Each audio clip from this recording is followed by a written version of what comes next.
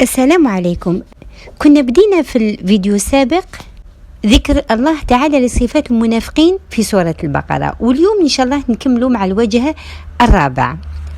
قال تعالى: أعوذ بالله من الشيطان الرجيم. مثلهم، يعني مثل هاد المنافقين، كمثل الذي استوقد نارا. باش نفهموا مليح طبايع هاد المنافقين ضرب الله تعالى أمثلة.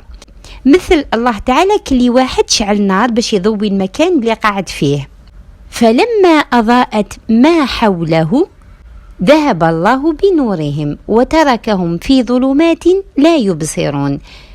كي شعلت أضوات طفى الله تعالى عليه وعلى الناس اللي كانوا قاعدين معاه النور اللي كانوا فيه وخلاهم في الظلمات ما يشوفوا والو.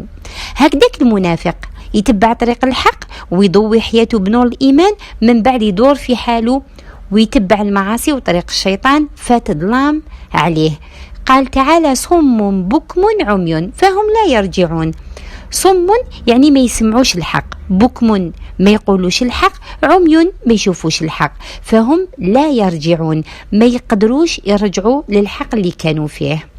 ومن بعد قال تعالى: أو يعني راح يضرب الله تعالى مثال آخر في هذا المنافقين، أو كصيب من السماء. مثل الله تعالى أمر المنافق كشتا اللي تصب، وش فيها؟ فيه ظلمات ورعد وبرق. الليلة المظلمة اللي تصب فيها شتا فيها ظلام ورعد وبرق. هكذاك تكون حياة المنافق، فيها ظلام وشك ومعاصي وذنوب. يجعلون أصابعهم في آذانهم من الصواعق حذر الموت.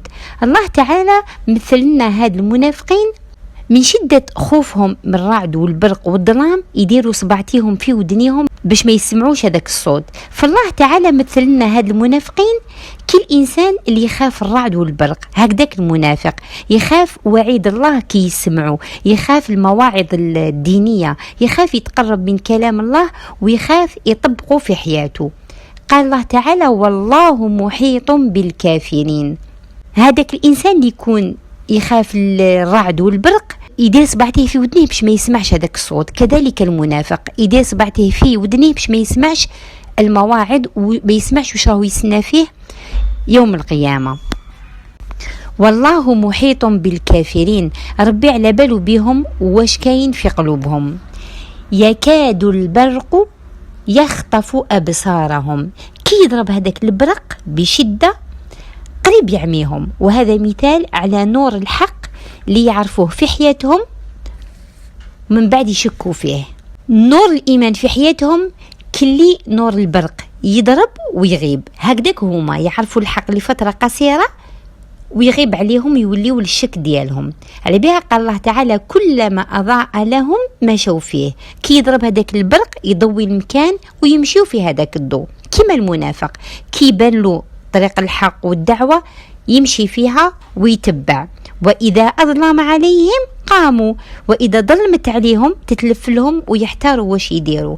يعني كي يجيهم الحق يمشيوا معاه وما بعد يعاودوا يولوا الشكل ديالهم، يقعدوا بين وبين. على بها قال الله تعالى: ولو شاء الله لذهب بسمعهم وأبصارهم إن الله على كل شيء قدير. لو كان يحب ربي تعالى ينحي لهم السمع والبصر، على خاطر هما أصلا ما راهمش مستفادين منهم، لأن الله قادر على كل شيء. الآن لو كان نحاولوا نلخصوا صفات المنافقين كما ذكرهم الله تعالى في سورة البقرة. قال تعالى: ومن الناس من يقول آمنا بالله وباليوم الآخر وما هم بمؤمنين. يعني هم يأمنوا غير بلسانهم ويكفروا بفعالهم.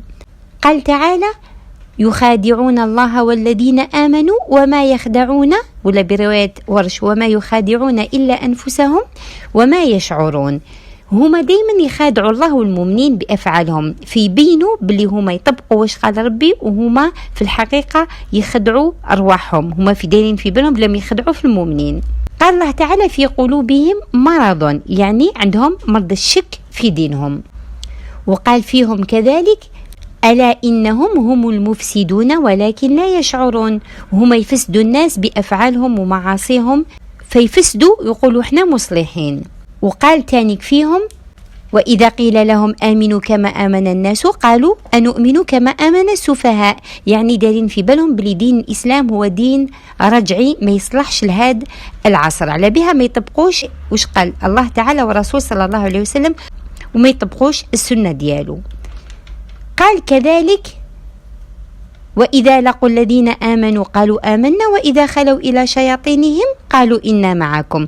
هما عندهم زوج وجوه كما نقولوها احنا بالدرجة ديالنا، يتآمروا على المؤمنين وينصروا الكافرين. من صفاتهم أيضا أنهم يقولوا إنما نحن مستهزئون، يستهزئوا بالمؤمنين بطباعهم بلباسهم بالتقوى ديالهم، ويقولوا على الدين كما قلنا ماشي دين تطور، فهم يستهزئوا بشعائر الله. هادو هما في المجمل صفات المنافقين. نتلاقاو باش نكملوا الآيات اللي جاية من بعد، والسلام عليكم.